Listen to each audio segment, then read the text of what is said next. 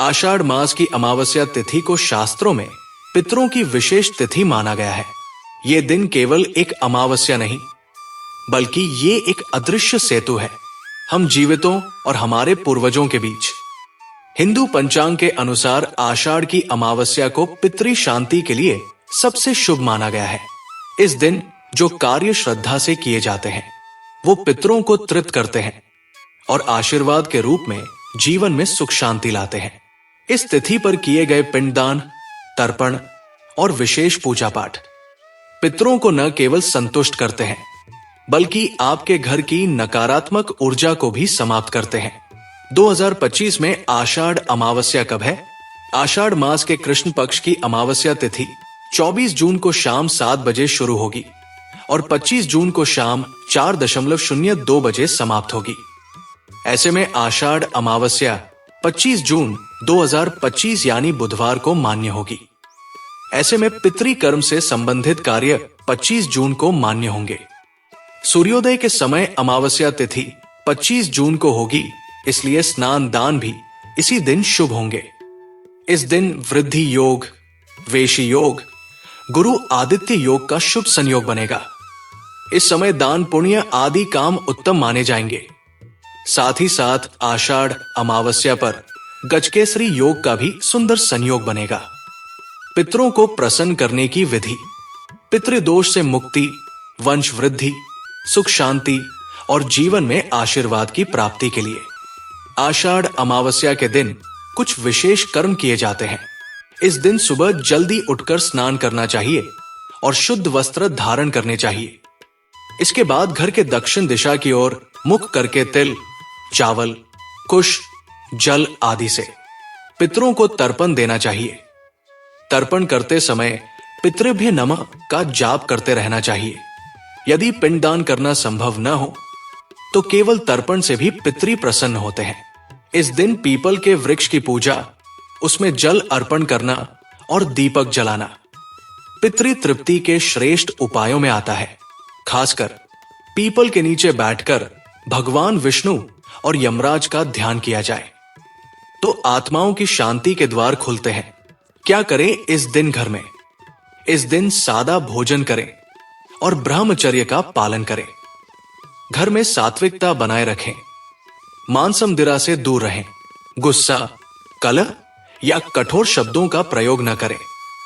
जिनके माता पिता जीवित हैं, उन्हें पितरों की पूजा में शामिल नहीं किया जाता। वे अपने माता पिता की सेवा करें। यही साक्षात पितृ सेवा मानी जाती है।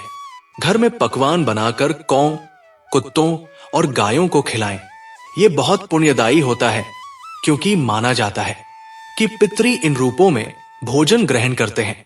क्यों होती है अचानक परेशानियां? क्या आपने कभी बिना कारण बीमारियां देखी हैं?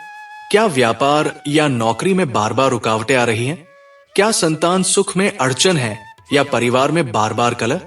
संभावना है कि पितृ दोष आपकी कुंडली में हो। पितृ दोष तब होता है जब पूर्वजों की आत्मा अशांत होती है या उनके लिए समय पर तर्पण, श्राद्ध या पिंड दान न किया गया हो। इस दोष की शांति का सर्वश्रेष्ठ समय है आषाढ़ अमावस्या। गुप्त संकेत जिनसे पता चलता है पितर नाराज है। अगर सपनों में बार बार कोई वृद्ध पुरुष या स्त्री दिखाई दे जो चुपचाप दूर खड़े रहें या कुछ कहना चाहें, तो समझिए वे पितर आपसे संवाद करना चाहते हैं। अगर अचानक किसी खास तिथि के आसपास मूड डिस्टर्ब हो जाए या नींद में बेचैनी हो या पक्षियों की अजीब हरकतें दिखाई दे, तो ये भी संकेत है। ये सभी सूचनाएं इस बात की ओर इशारा करती है कि अब समय है अपनी आत्मा को उनके चरणों में झुकाने का। पितरों के लिए क्या अर्पण करें? तिल, चावल, जल, दूध, शहद, जौ, कुश, ये सभी वस्तुएं पितरों को तर्पण में अर्पित की जाती है। खासकर तिल का बहुत अधिक महत्व है, क्योंकि ये आत्माओं की शांति के लिए अमोघ माना गया है। जिन्हें पिंडदान करने का अवसर नहीं मिलता, वे इन वस्तुओं को जल में प्रवाहित करके भी पुण्य प्राप्त कर सकते हैं। कौन नहीं करे ये कार्य? जिन स्त्रियों को मासिक धर्म हो, वे इस दिन पूजा या तर्पण न करें। जो व्यक्ति बीमार हो, वे केवल मन ही मन प्रार्थना करें। और जिनके माता पिता जीवित हैं, वे इस दिन केवल श्रद्धा भाव रखें, उनकी सेवा करें और पूर्वजों की स्मृति में दान करें। क्या इस दिन मौन रहना आवश्यक है? मौन साधना का विशेष महत्व है। अगर आप चाहें तो इस दिन कुछ समय मौन रहकर ध्यान करें। मौन में की गई प्रार्थना सामान्य शब्दों की तुलना में अधिक प्रभावी होती है। यह न केवल आपके आत्मिक स्तर को ऊंचा उठाता है, बल्कि पितरों तक आपकी श्रद्धा को गहराई से पहुंचाता है। क्या इस दिन विशेष मंत्रों का जाप करें? अगर संभव हो तो इस दिन नमः भगवते वासुदेवाय या पितृदेवताभ्यो नमः का जाप करें। हर मंत्र आपके मन और आपके पितरों की आत्मा के बीच एक पुल बनाता है, जिससे वे संतुष्ट होकर आपको आशीर्वाद देते हैं। कभी कभी जीवन में आगे बढ़ने के लिए पीछे झांकना जरूरी होता है। हम आज जहां हैं, वहां तक पहुंचने में न जाने कितनी अदृश्य आत्माओं की भूमिका रही है। वे दिखती नहीं, पर महसूस होती है। आज का दिन उसी एहसास का दिन है।